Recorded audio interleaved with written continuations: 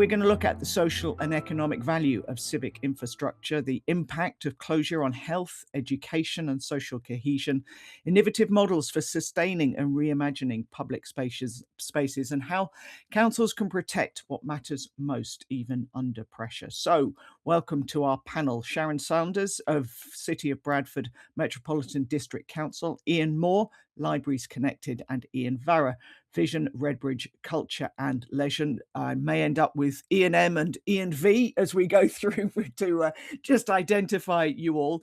Sharon, can I start with you? Digital first is the buzzword across so many places. Why do these physical spaces, these places where we can get together, matter even more than they perhaps have in the past? I'd say they matter more because they are trusted spaces.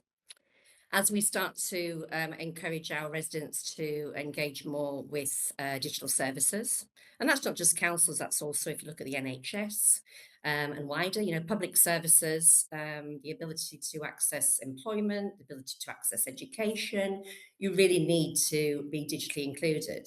And somebody is not necessarily going to come into what is seen as a corporate official building to ask for support. So the places that we have within our communities are absolutely essential for our residents to actually access this type of support, because it's not just about that digital inclusion and how do I do things, it's about where will I feel most comfortable to be able to gain the confidence to do the things that I need, a space where I won't feel judged, a space where I can be heard.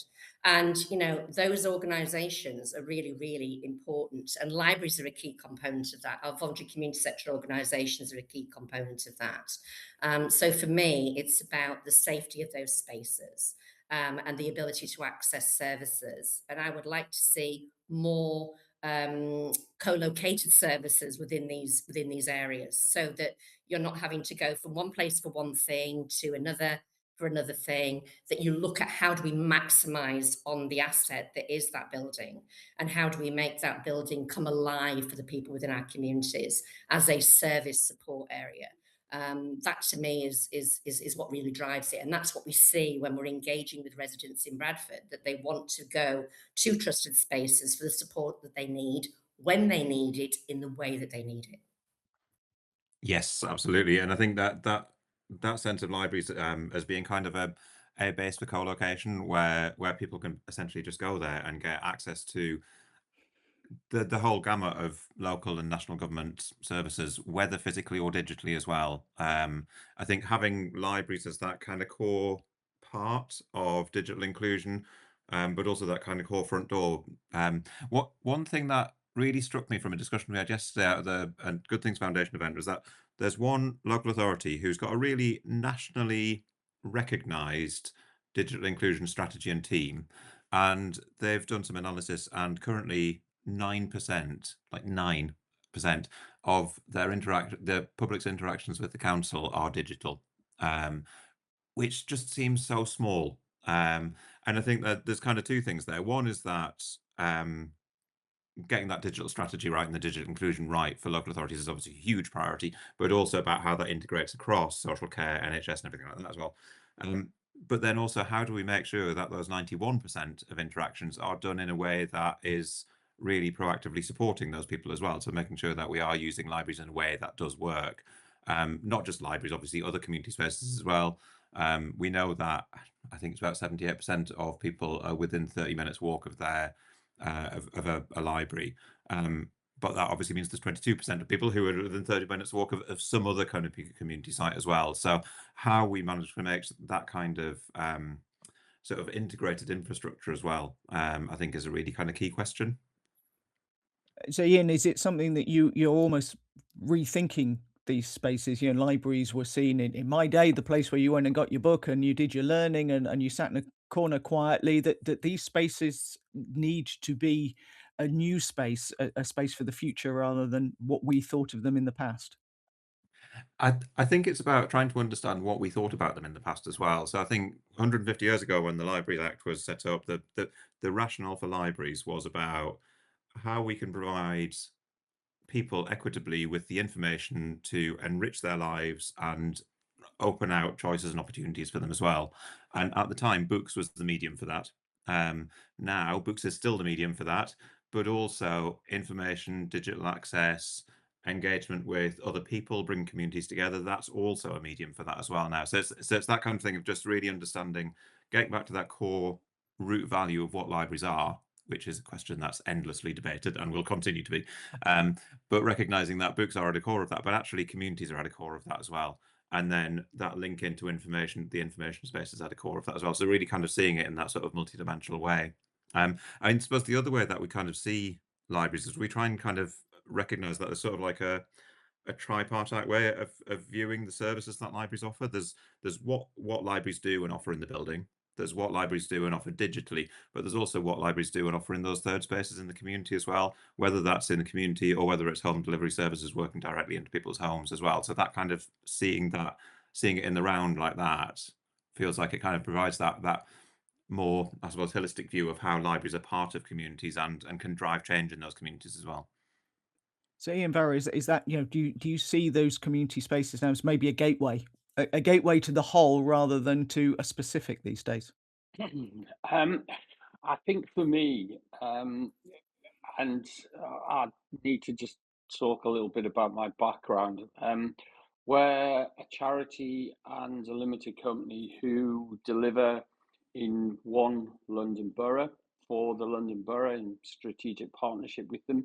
We run leisure centres, libraries, theatre, a whole range of community spaces, and a number of venues. And I think over the last probably 15 years, what we've tried to make sure we do is integrate everything we do so that we're joined up and we've moved away from silos. So we've got a couple of libraries that are smaller libraries where they've got gyms, but they've got studios, they've got meeting space where you would get a whole range of community-based activity.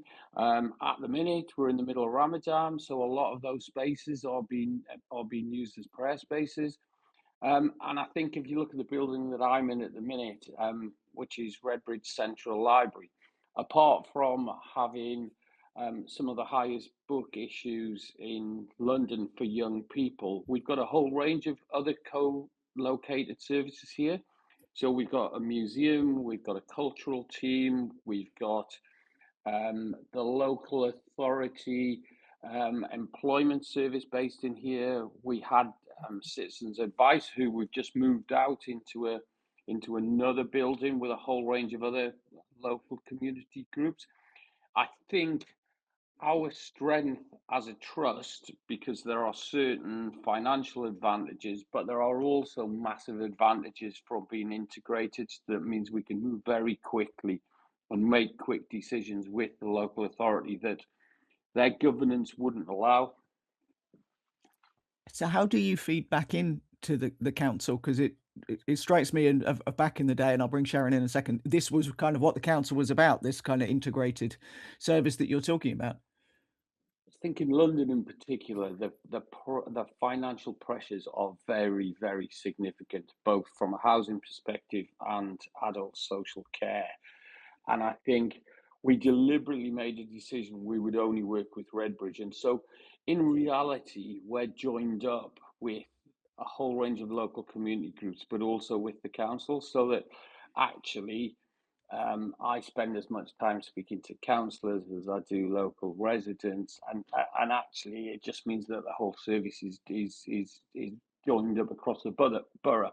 But we're also joined up with a range of council services as well. So, for instance, we administer the green waste scheme and give out bags. We work with adult social care. We're working with with young people services, and from a safeguarding perspective, we end up doing quite a lot of work. So, I would say, our links into the local authority are really, really strong. You sound like an awful lot of what the council services would do. Sharon, sorry, go on. I was just going to say, well, we're bigger as a trust and a charity than most district councils. We've got a turnover of 28 million, and 13 million of that is customer income, but the rest of that is in effect a council grant. So the council gives us a grant of £10 million a year to provide a whole range of services and make sure those services are joined up. Sharon?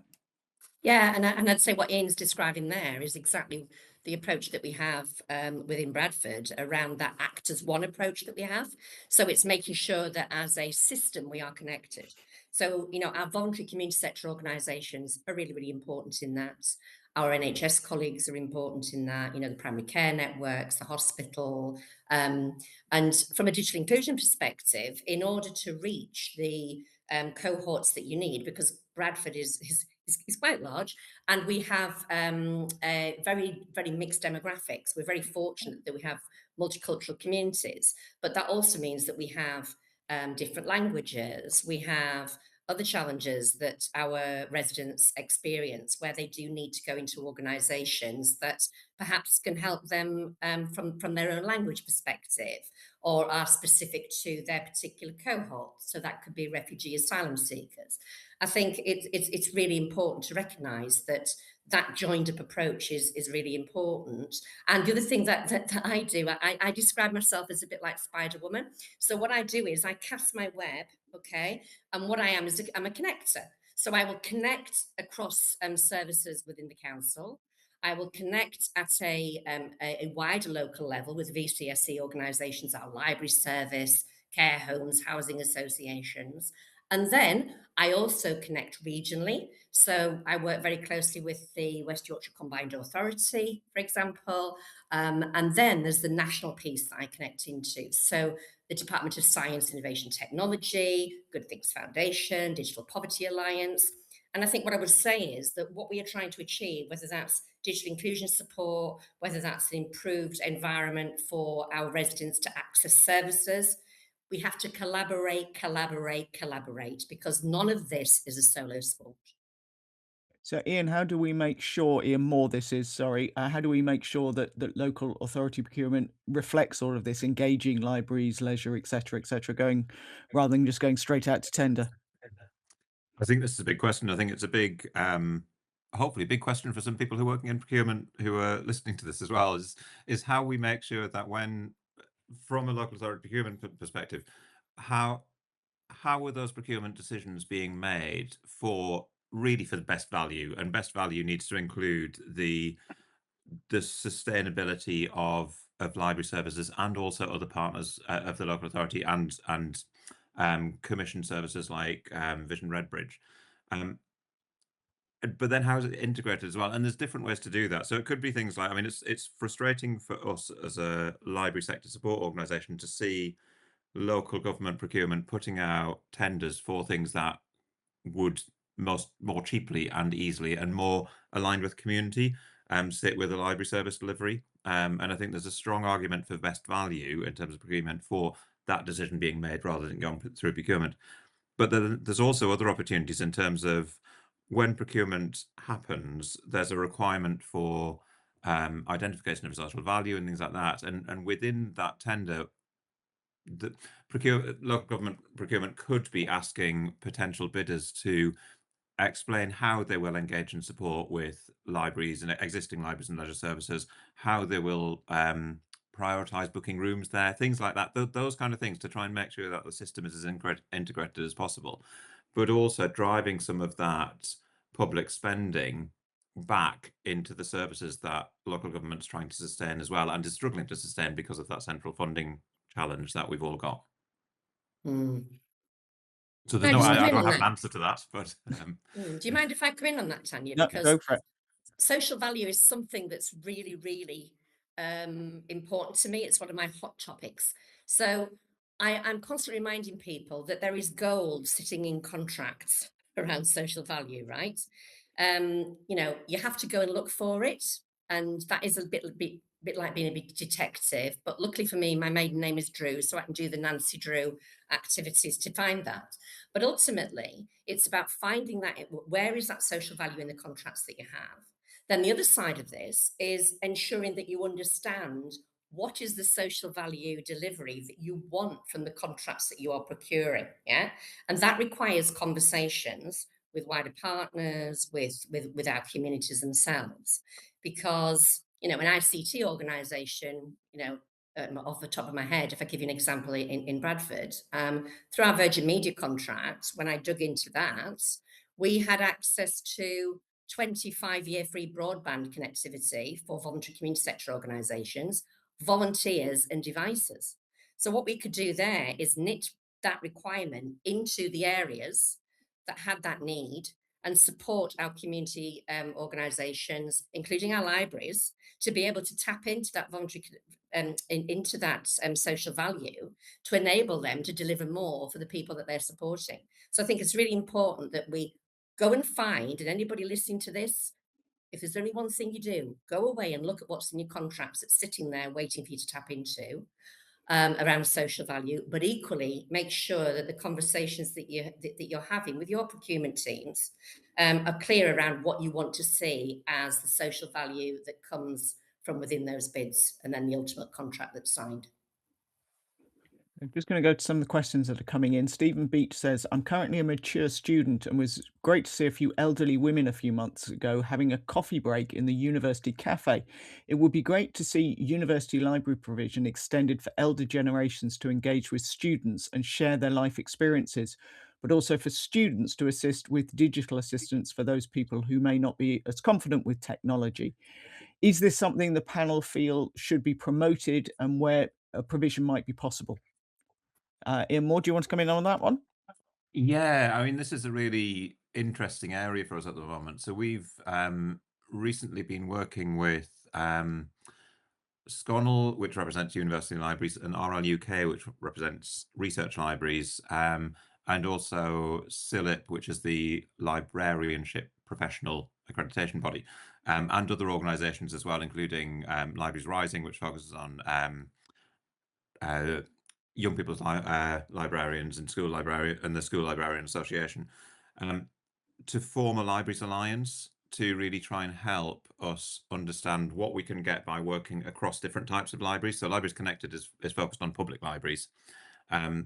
Within the broader library sector, there's obviously a different number of sectors, including university libraries as well. And I think one of the things that we really see and what we're trying to understand, map out and articulate is that journey of how different types of libraries interact with people's lives at different times. So for young children, it might be the public library going to sort of the rhyme time sessions and things like that, or toddler sessions.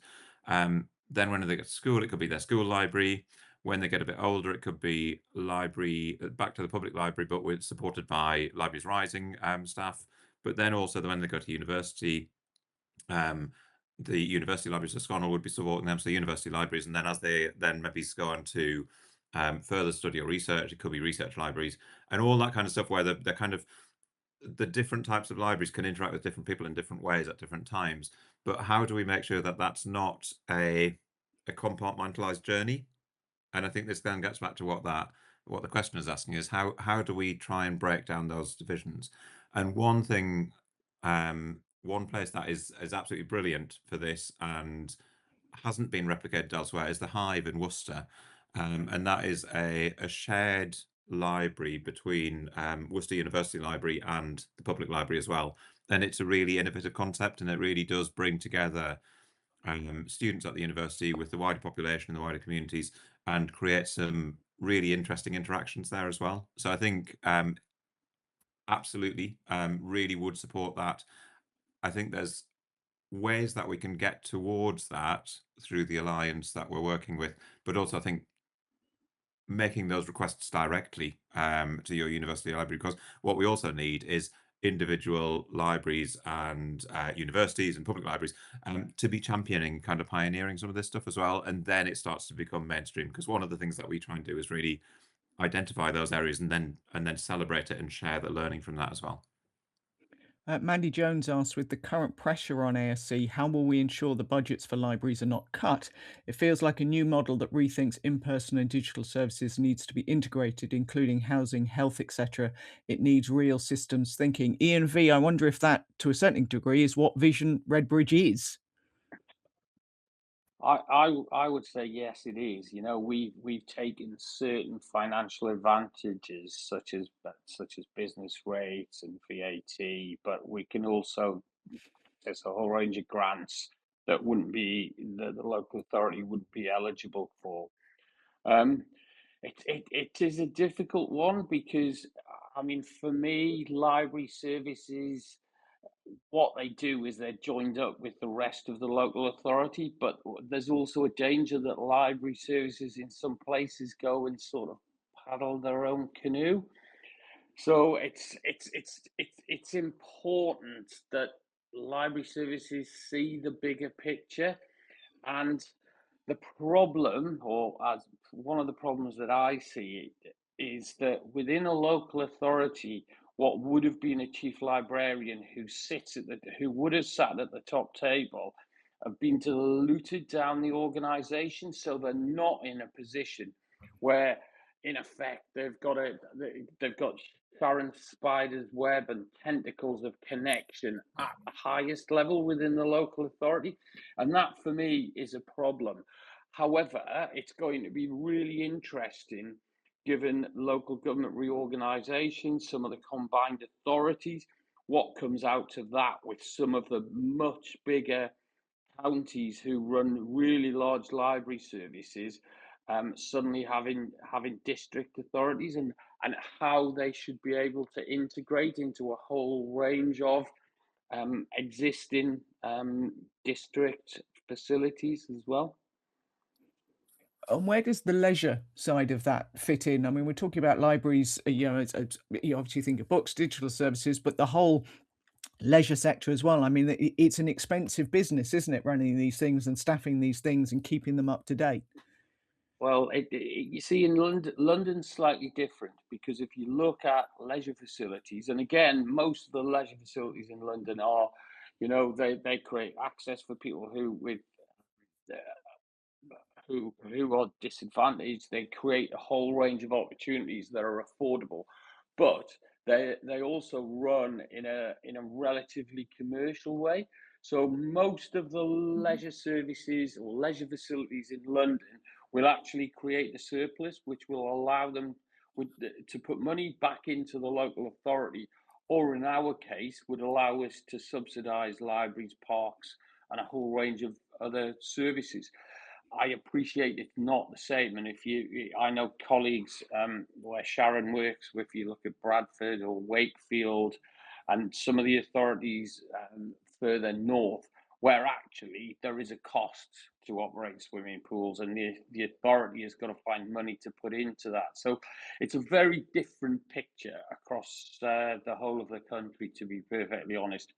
But I do think there is a place for commercialization um, in certain of these services, as long as it's integrated and as long as, and this is for me, it's about my values, that actually the money is going back into those services and it's not paying the commercial private sector and it's not funding shareholders and everything that goes with it. It's about, I guess, being joined up for me and and being really integrated from a financial perspective as well as a community perspective.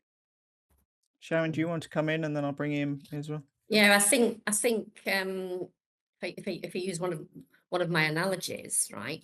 What you can't do change, you can't transform things and services if the spine of the situation isn't solid, right? So we have to decide, what does the spine of the model look like in terms of delivery? What are the things that make up that spine? And like you're saying, Ian, the leisure centres, absolutely, that's where people go. It's where we can still capture that engagement, but it will be a mindset change, to think about how we use those spaces for alternative things. Yeah. Equally, with our libraries, we said earlier, didn't we? There's a perception as to what you go into a library for. Well, actually, all of these places could be part of that community hub model. It's about having places within our place, if you like, across whatever that looks like. So from a Bradford perspective, across the Bradford district, linking in the family hubs, because they are locations where families go, obviously linking into the council buildings where people go. But there are so many places that we need to make sure that we understand what the spine of that infrastructure looks like, and that it's set up to meet the needs of the people within the communities in whichever way that needs to happen to make it sustainable. But equally, making sure that we are, able to generate more within our communities to support more people. I think that's the ideal. Ian M. Yeah, and I think that speaks to the view of really demonstrating and articulating the social value that libraries and leisure services and other community services provide, but articulate it in a way that is understood by budget holders as well. So we did some work with University of East Anglia in the East of England, with East of England Libraries a few years back, to look at just across 3 different areas what libraries did and how much it saved wider parts of the council, of the NHS, of society as a whole. And we just looked at children's literacy, digital inclusion, and health and well-being. And just within those areas, we estimated a sort of total social value, so savings to essentially the public purse, of about 3.4 billion per year for the library sector. We then did some follow-up work in the southeast region, and the southeast region work has been Green Book compliant as well, so it's compliant with the Treasury rules as well, which is kind of the holy grail of this kind of work. And one of the big challenges that we found there, just as a bit of a side, is trying to use that kind of paracetamol model of where we're trying to measure social value and demonstrate social value back to budget holders. We want to get as much data as possible. We want to get as much experience and evidence from across the sector as possible. But we've got leisure services, library services, community services who are delivering according to the needs and abilities of their communities. And so they're not necessarily delivering in the same way. So how do we have something that is like a generic paracetamol thing, which is we can demonstrate the impact of that because it's the same wherever it's taken? And I think this is going to be an ongoing discussion around social value and library and leisure centre funding, is how much do we want to move towards kind of standardised delivery so that we can measure and demonstrate social value, or how much do we want to keep really kind of tailored community responsive delivery and often co-produced delivery with communities, but then limiting how much we can demonstrate in social value. But what they found was, again, kind of just under £2 million across that area for just 3 specific activities: arts and crafts work over 65 with people for over 65, and a specific activity around volunteering, and another one around loneliness. And just across 12 library services, they found that quite significant saving there as well, and value. So I think what we're seeing is, with that social value, we're seeing the tip of the iceberg there. And I think the key thing for me is how we then demonstrate that tip of the iceberg back to funders. So not funding libraries actually costs, and really kind of frame it in that way as well. But also really reinforcing that all of those activities that have that impact and really have that make that change in communities are only possible with the infrastructure in place. And the infrastructure is not the buildings in some senses. The infrastructure is the relationships between those buildings and services and their communities. And it's those relationships and those things that are the precious things that we need to keep there. And so we can't make too many changes in terms of the infrastructure, because actually we want to keep those relationships in place and that engagement with the communities in place, because that's the stuff that's gold, really. I just want to read a comment that's come in from David Duffy, and then a question that I think works quite well off the back of it. So David Duffy says, to build upon what Ian M said, libraries are evolving into modern, inclusive community hubs with a deep focus on literacy, digital access, wellbeing and connection. As more essential services such as council inquiries, utilities, housing, banking and healthcare move online, Libraries now play a critical role in ensuring residents can still access them. For many people without devices, internet access, or digital skills, the library is now their only practical route to engage with these services. By providing free connectivity, equipment, and staff support, libraries help prevent digital exclusion and strengthen community resilience, directly supporting local government priorities around inclusion, early intervention, and reducing inequality. Mandy Thompson then asks, what are your thoughts on the current move to having libraries with no librarians? Who wants to pick that one up? Go on, Ian. I think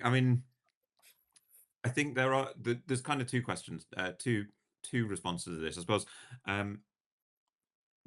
There is a shift in some areas to additional provision of services through community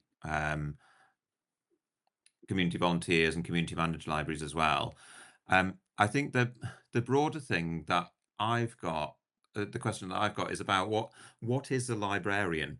I mean, there is a clear definition of what a librarian is in terms of CILIP's definition, who's the professional accreditation body for librarians. But there's also the people who work in libraries who are providing different services as well. So, for example, we support some libraries to deliver a UK visa service where they're supporting people to capture biometrics and things like that as part of the visa application process. What they're able to do with that, apart from bringing in a significant chunk of money, it's about £2.5 million a year to eight library sites. What they're able to do with that is also then support those people and signpost them to other local government services, other national government services, engage them in those community activities, engage them with what's happening, make sure that they're aware of other things like the leisure services around as well. And I suppose the question for me is that broader community service skill and community engagement skill not also a function of a librarian as well? And I think it does fit within the PKSB, the skills framework that CILIP has. But I suppose it's how much do we want to be defining librarians as just that, or how much do we want to accepting that librarianship can evolve, and how much that can change as well. So I suppose it's, again, that's probably quite a contentious question in terms of where that sits. And we are working closely with CILIP in terms of a broader workforce development strategy to try and make sure all those things fit within that kind of sense of what a librarian is as well.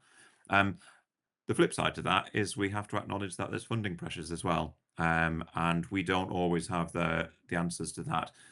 What we do as an organisation, as a sector support organisation, is we don't take those decisions or make a firm stance on it either way, because it really is down to each library service to work out how they staff most effectively within their resources and within the needs of their community as well. So I think we would step back from that question, but I suppose I'm just trying to widen it out into that there are different aspects to that as well. Sharon, do you want to come in? Oh, sorry, go on. I was just thinking, sorry, Ian, other Ian, did you want to speak there? Go on, I'll let you go, no problem.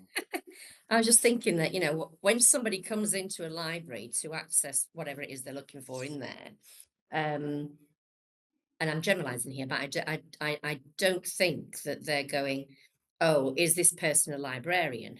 I just know this person is working in the library, so how can they help me? Yeah, and I think it is important, Ian, as you've just said, that professional librarians, absolutely critical, but equally there are other things that happen within the libraries that need a different level of workforce potentially. And I'm not all about titles and what's in a name, but I think people naturally think, oh, a library has librarians, yeah. And that is very different from what the professional side is talking about in terms of a qualified librarian. We have to align it to what are the services that our residents are trying to access and support they're trying to access through walking through that library's door. And I think that's an important thing to take into account as part of the discussion. Can I just move on, Ian, Zara, just because we're slightly running out of time, and I know you wanted to pick up on this question, which is from Sean Hamer. I'm keen to hear the views from the panel on the hiring of public spaces, particularly parks, to third-party events, which are sometimes commercial, i.e. brand activations. There's a broad range of types of events. These can be lucrative from an income perspective that support the maintenance of a park space and support other council services. At my organisation, these events must be open to the public, maintain access to space for regular users, and align with council values. And I would agree absolutely. I mean, Sean's obviously based in Westminster, and central London has got the opportunity to generate significantly more income through the parks and open spaces. But if you look at my example in outer London, if you look at what we've got 42 parks and open spaces and 2 country parks. The 2 country parks generate enough income so that we can pay for the grounds maintenance for both of those areas. Both run a whole range of activities, but have also got commercial catering that we run on site. We've also got an events team who will program open spaces. So we do a series of festivals and concerts that are in effect commercial events for the local community. I think the one thing I would say is that Sean's got it absolutely right. You've got to get the balance. You know, it's fine having fun fairs in parks at certain times of the year, whether it's Eid or Easter or a whole range of times of the year, but you've got to get the balance right. You clearly have. And I think the other thing is, given what grounds maintenance costs are, given what park staff costs are to pick litter, you're never going to be in a position where you'd fully subsidise the cost of operating all of your parks in a borough, particularly in London. If you look at our park service, it probably costs around £4 million, and we'll be lucky if we generate £1 million worth of income. So there's a clear subsidy, but there's no reason why you can't be commercial, and there's no reason why you can't develop an events program. But it has got to be, again, for the local community. Ian M, are you going to be able to provide sources for all those, for the data and stats that you quoted? Do you want to do that afterwards, or is it one quick hit? You can go to librariesconnected.org.uk and they'll have the information there, but I can provide a set of links as well. Brilliant stuff. Thank you very much. Emma Beard, who was on earlier, who was our keynote speaker, said in Sussex, Chanctonbury, not heard of it myself, but I think that's how you say it, leisure centre has become so much more than a leisure centre, supporting so many different community activities and well-being. It's truly a hub for immediate village and all the rural villages around it. How can we support more and more funding to support innovative tending places throughout the country?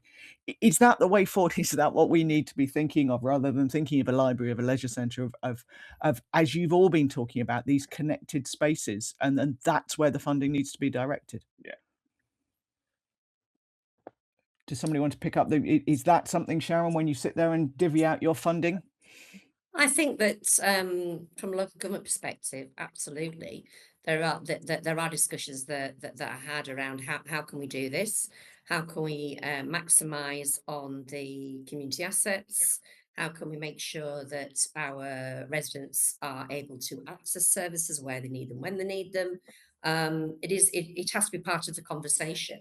And as you'll appreciate, that these things take time to go through process and to have wider conversations. But yes, it is something that I think all public sector, certainly local government organisations, are looking at as part of the wider picture. It was something that you were all talking about earlier. Heather McElvery says, do you think we need more human beings to deliver on the ground, as I feel that young people are losing the skills of communication? Yep. Can I just Yep. talk to this? Because absolutely, as much as I am passionate about supporting people to engage in the digital world, because that's what we have to do for services, for employment, for health, and for many other things, there is a challenge around young people utilising technology all the time, that perhaps conversation moves away. And one of the things that we found in Bradford is that we've got young people coming to us to talk about, to my digital inclusion service, to ironically talk about how do I digital detox? How do I actually learn how to manage my time online, and to have more meaningful interactions with family rather than sitting around the table with my phone in my hand, because it is overwhelming. Social media doesn't stop to sleep. It's constant, constant, constant, constant. And I'm guilty of it myself. I get into it and I'm there, and before I know it, an hour's gone by and I'm thinking, what have I done? But ultimately, yes, there is something there that is being flagged, and that we are having conversations around. Nadia McDermott says, how are councils and public sectors ensuring that all public facilities are updated fairly? In my area, I've seen libraries be constantly updated while others are left to old systems and devices. Ian? Yeah, I think, first of all, that sounds like fantastic news for Hackney Libraries. But I suppose the other bit is really about gets back to that whole thing about integration, because the more we see it as a broader system and a network of support and engagement with communities, the more it then highlights the areas that aren't working and highlights the areas that do need additional investment as well. I'm conscious that for library services, there is central funding, the Library Improvement Fund, which has gone into providing infrastructure upgrades to a number of library sites as well. So I think that's probably helped and probably has that perception there as well. But I think it really comes back to this is a whole system. And if we see it as a whole system, then we start to see where the gaps are and where the investment needs to be. Yeah. I just wanted to end, we've got 2 minutes, Ian V, just looking at the model that you have and listening to all of you, if we sort of lose all these titles of leisure centre library and actually just look at them as you are, as an integrated sort of community hub, is that the way forward? It's a difficult question because local politicians make very different decisions in different areas. It works in some places. It wouldn't work in others just because of the local dynamics. I think the key thing for me is that those local politicians are clearly making democratic decisions on behalf of their community. And you go back to what Ian said about certain libraries in certain areas. It's about local priorities, and that is for the local politicians. It works particularly well for us. I know it works in other places as well, but there's undoubtedly some local authorities and some local authority areas where, in effect, it wouldn't work because of the local politics and the local dynamics. Sharon, I guess you always have a balancing act, don't you, to perform within councils? Absolutely, it is a balancing act. But what is always at the heart of that balancing act is doing the best for the residents of the district. The communities are at the heart and centre of it all. Thank you all so much for your time today.